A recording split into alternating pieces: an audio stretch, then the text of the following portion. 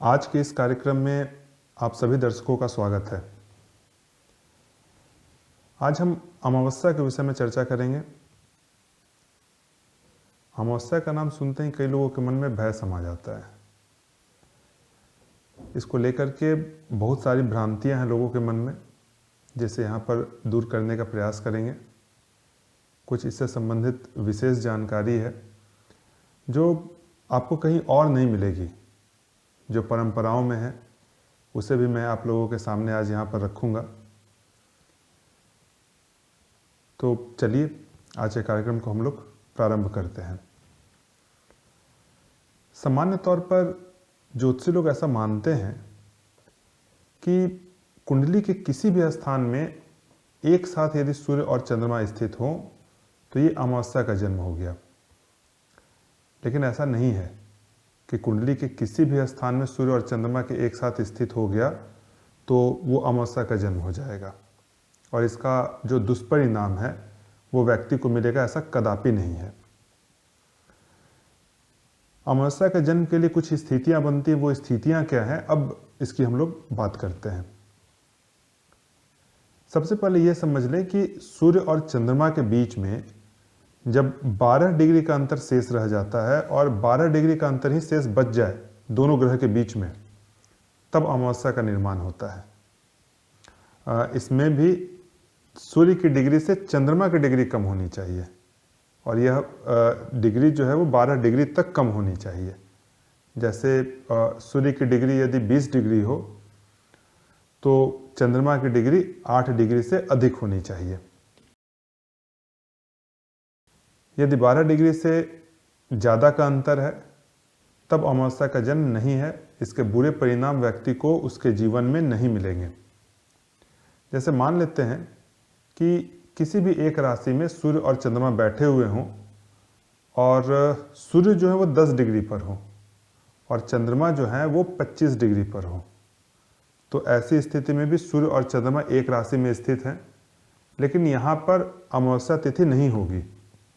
इस कारण से अमावस्या तिथि के जन्म का जो भी बुरा प्रभाव होगा वो व्यक्ति को उसके जीवन में नहीं मिलेगा। इसी के साथ साथ मेरा खुद का अनुभव भी एक विशेष अनुभव है। हजारों कुंडलियों को देखने के उपरांत जो मेरा खुद का एक अनुभव है कि यदि सूर्य और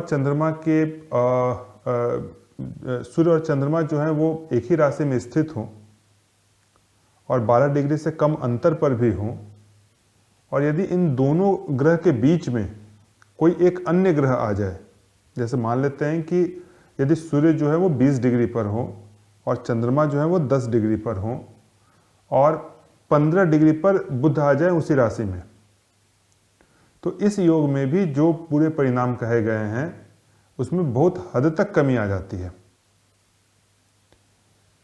इसमें एक मुख्य तौर पर एक बुरा परिणाम देखने को मिलता है कि ऐसे व्यक्ति को नौकरी में या फिर आय के साधन में स्थिरता नहीं रह पाती। यही एक इसमें बुरा परिणाम देखने को मिलता है। जब दोनों ग्रह के बीच में एक तीसरा ग्रह आ जाएगा तो एक यही केवल बुरा परिणाम रहेगा। तो यहाँ पर हमने अमावस्या से संबंधित जो भी तकनीकी जानकारी थी उसे हमने जाना। अब आगे बढ़ते हैं और देखते हैं कि अमावस्या के दिन जिनका जन्म होता है आखिर उसका प्रभाव क्या होता है। जब भी अमावस्या होती है तब चंद्रमा और सूर्य एक साथ बैठते हैं। नेचुरल कुंडली में चंद्रमा जो है वो चौथे स्थान के स्वामी होते हैं, सूर्य 5वें स्थान के स्वामी होते हैं और जब भी इन दोनों का संबंध होता है तो चूंकि ये त्रिकोण और केंद्र का संबंध होता है तो एक तरह से राजयोग वाली कुंडली बन जाती है, क्योंकि पराशर ऋषि कहते हैं कि जब भी त्रिकोण और केंद्र का संबंध हो जाए तो वो कुंडली जो है वो राजयोग वाली कुंडली होगी। परंतु इसका फल बहुत ज़्यादा यहाँ पर नहीं मिल पाता। व्यक्ति को परेशानी से सब चीज़ें मिलती हैं, आसानी से कोई भी चीज़ें प्राप्त नहीं होती, क्योंकि चंद्रमा मन है, सूर्य आत्मा, और आत्मा में प्रवेश के लिए मन को बाहर रखना होता है। मन ने ही तो ये सारा का सारा संसार बनाया है, सारे रिश्ते बनाए हैं। मन और आत्मा में विरोध है। कई लोगों का प्रश्न होता है कि पंडित जी, जब हम ध्यान करते हैं तो हमारे मन में बहुत तेज विचार आते हैं, बहुत तेज मन जो है वो बहुत तेज भागता है। ये इसीलिए तेज भागता है क्योंकि आप मन को लेकर के आत्मिक पथ पर, आत्मिक यात्रा पर निकले हैं। इसीलिए आप देखेंगे कि कुंडली में यदि सूर्य और चंद्र साथ बैठ जाते हैं तो व्यक्ति के अंदर द्वंद्व रहता है। तत्वों के अनुसार भी यदि इसे हम लोग समझें तो चंद्रमा जहाँ जल तत्व है, सूर्य अग्नि तत्व है। जब दोनों विपरीत तत्व एक साथ बैठते हैं तो उनके मन और आत्मा में हमेशा एक संघर्ष चलता रहता है।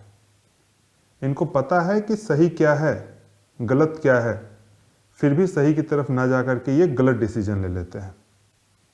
जब कभी भी एग्जामिनेशन हॉल में जाते हैं एग्ज़ाम देने के लिए तो सवाल जो रहेगा वो एक झटके में सही सवाल इनके मन में आ जाएगा, सही सवाल का आंसर जो है वो इनके मन में आ जाएगा।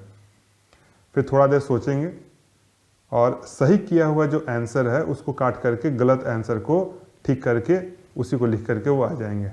ये इनके साथ कई बार होगा। दूसरा कि अमावस्या में सूर्य और चंद्रमा एक साथ स्थित होते हैं, इसीलिए चंद्रमा का प्रभाव सूर्य के कारण कम हो जाता है। इसीलिए आप देखेंगे कि मन में उठने वाले विचारों को लेकर के ये कई बार परेशान रहते हैं। कई बार इनके मन में ऐसे प्रश्न उठते हैं जिनको देख करके इन्हें खुद ही बहुत बुरा लगता है। इनको ऐसा लगता है कि अरे इस तरह के प्रश्न मेरे मन में उठ रहे हैं। ये अपने मन की पीड़ा को स्वयं ही समझ सकते हैं, दूसरा इनके मन की पीड़ा को नहीं समझ सकता। बहुत ज़्यादा इमोशनल होते हैं, अपनी भावनाओं पर काबू रख पाना इनके बस की बात नहीं होती है। छोटी छोटी बातों पर भावनाओं में बह जाते हैं। चंद्रमा जल के कारक ग्रह हैं और इस युति में जब चंद्रमा का प्रभाव कम हो जाता है तो एक बहुत अच्छा प्रेडिक्शन ये निकल करके आता है कि आप देखेंगे कि जिनका भी अमावस्या का जन्म हुआ है इनको ठंडे पानी से नहाने में बहुत ज़्यादा डर लगता है। ठंड पानी से नहाने में मुख्य तौर पर डर जो है वो दो व्यक्तियों को लगता है। एक जिनका जन्म अमावस्या को हुआ है और दूसरा जिनका चंद्रमा जो है वो सूर्य के नक्षत्र में स्थित हो। इसीलिए ऐसे लोग जो हैं वो अधिकतर समय जो है गर्म पानी से नहाना पसंद करते हैं। जिनका भी जन्म अमावस्या को होता है मुख्य तौर पर इनको प्रेम में असफलता मिलती है। कई बार एक तरफा प्रेम करते हैं और कई वर्षों तक करते हैं। ऐसे लोगों का एक से अधिक प्रेम संबंध होता है और कई बार देखा गया है कि ये एक विवाहिता स्त्री को एक तरफा कई वर्षों तक प्रेम करते हैं, परंतु जैसे ही ये अध्यात्म में प्रवेश करते हैं, आध्यात्मिक जीवन में इनका प्रवेश होता है, ये सब खत्म हो जाता है। यदि सूर्य और चंद्रमा की युति जन्म कुंडली के केंद्र स्थान में हो, यानी जन्म कुंडली के चौथे, सातवें, 10वें स्थान में या पहले स्थान में हो, तो आप देखेंगे कि ऐसे व्यक्ति को उनके जीवन में रिस्पेक्ट नहीं मिल पाता। लोग इनका एहसान नहीं मानते। एक बात और देखी गई है कि धन अर्जन के लिए ऐसे व्यक्ति को बहुत ज्यादा संघर्ष करना पड़ता है।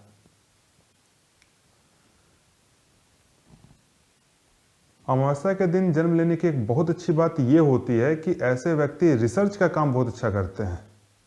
कोई भी चीज़ खोजनी हो या किसी चीज़ पर रिसर्च करना हो तो ऐसे व्यक्ति रिसर्च का काम बहुत अच्छा करेंगे। तो जब भी रिसर्च के काम के लिए किसी को काम पे रखना हो तो वैसे व्यक्ति को रखिए जिनका जन्म जो है वो अमावस्या को हुआ है। चंद्रमा चूंकि रोशनी का भी कारक ग्रह है, इसलिए अमावस्या का जन्म होने के कारण यदि चंद्रमा 12वें स्थान में या फिर दूसरे स्थान में बैठे हुए हों और इस पर राहु की दृष्टि हो जाए तब इनकी एक आंख की रोशनी कम हो जाती है। भृगु पंजिका एक दुर्लभ ग्रंथ है जिसमें कहा गया है, ये ग्रंथ जो है वो अवेलेबल नहीं है, बड़ी मुश्किल से मुझे प्राप्त हुआ था। इसमें कहा गया है कि दूसरे स्थान, छठे स्थान और 10वें स्थान में यदि यह योग बना हुआ हो तब ये बहुत बुरा योग होता है, इसका प्रभाव जो है बहुत बुरा होता है।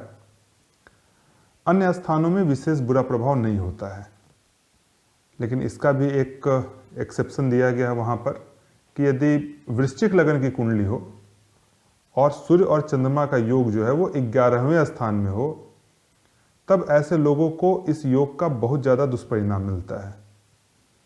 मतलब कि दूसरे स्थान में, छठे स्थान में और 10वें स्थान में ये योग बुरा प्रभाव देगा, और वृश्चिक लगन की कुंडली हो तो एकादश स्थान में बुरा प्रभाव देगा। भृगु पंचिका एक बहुत ही महत्वपूर्ण बात कहती है, बहुत ही इंपॉर्टेंट बात कहती है भृगु पंचिका कि यदि अमावस्या का जन्म हो और 40 से 42 घटी के बीच का जन्म हो, तब माता पिता में से किसी एक को जातक के जन्म के बाद तकलीफ आती है। ये बहुत इंपॉर्टेंट बात है। 24 मिनट का एक घटी होता है, आप पंचांग देखेंगे तो उसमें ये दिया रहता है, आप वहाँ से इसको इजीली निकाल सकते हैं। कई बार कई लोगों पर हमने देखा है कि जिनका जन्म अमावस्या के दिन का होता है, उनकी मृत्यु के दिन भी अमावस्या ही होती है। अमावस्या के देवता पितृ लोग हैं, इसीलिए इस दिन पूर्वजों को याद करके उन्हें प्रणाम करें। अब अंत में इससे जुड़ी एक भ्रांति के विषय में बात कर लेते हैं। सामान्य तौर पर कई ज्योतिषी ऐसा मानते हैं कि अमावस्या के दिन नकारात्मक ऊर्जा और जो निगेटिव शक्तियां हैं उसकी वृद्धि हो जाती है, परंतु मेरी नज़र में ऐसा नहीं है। अमावस्या के दिन ग्रह स्थिति कुछ इस प्रकार से होती है कि चंद्रमा जो है वो निस्तेज अवस्था में होते हैं, उनके पास अपनी ऊर्जा नहीं होती है। चंद्रमा चूंकि मन है, इसलिए संसार में भी ऐसी स्थिति बन जाती है कि हमारे मन को चंचल करने के लिए जो तत्व कार्य कर रहा होता है वह शांत होने लगता है। जब मन शांत होने लगता है तब हमें संसार की सभी चीजें निस्तेज लगने लगती है, उन चीजों से जो रस मिलता है वह समाप्त होने लगता है। संसार की देखी और सुनी जितनी भी चीजों में हम आनंद ढूंढते थे वह आनंद खत्म होने लगता है। व्यक्ति स्वयं की तरफ, अंतरात्मा की तरफ मुड़ने लगता है। तब दूसरे व्यक्तियों को लगता है कि ये जो व्यक्ति है ये पहले की तरह बिहेव नहीं कर रहा है, इसका बिहेव जो है वो थोड़ा चेंज हो गया है, लगता है इसे कुछ निगेटिव एनर्जी जो है वो टच हो गई है। इसीलिए ऐसा लोग मानते हैं कि इस दिन नकारात्मक ऊर्जा की वृद्धि हो जाती है, जबकि ऐसा कुछ भी नहीं है। वो व्यक्ति का मन शांत होता है, वो अपने आत्मिक यात्रा की ओर निकल जाते हैं, इसीलिए ऐसा होता है। क्योंकि संसार का नियम ही ऐसा है, उल्टा सोचने का। कबीरदास ने इस विषय में बड़ी अच्छी बात कही है कि चलती को गाड़ी कहे छांट भर को खोया, और रंगी को नारंगी कहे यह देख कबीरा रोया। कबीरदास कहते हैं कि इस संसार की रीत बड़ी उल्टी है। चलती हुई चीज को लोग गाड़ी कहते हैं। गाड़ी शब्द जो बना हुआ है वो बना है गाढ़ी से। गाड़ी का अर्थ है रुका हुआ, जमा हुआ। तथा दूध का जो सत्व बच गया उसे लोग कहते हैं खोया। तथा जो पहले से ही इतने अच्छे रंग से रंगा हुआ है उसे कह रहे हैं नारंगी, अर्थात रंगा हुआ नहीं है। तो ये संसार की उल्टी रीत है।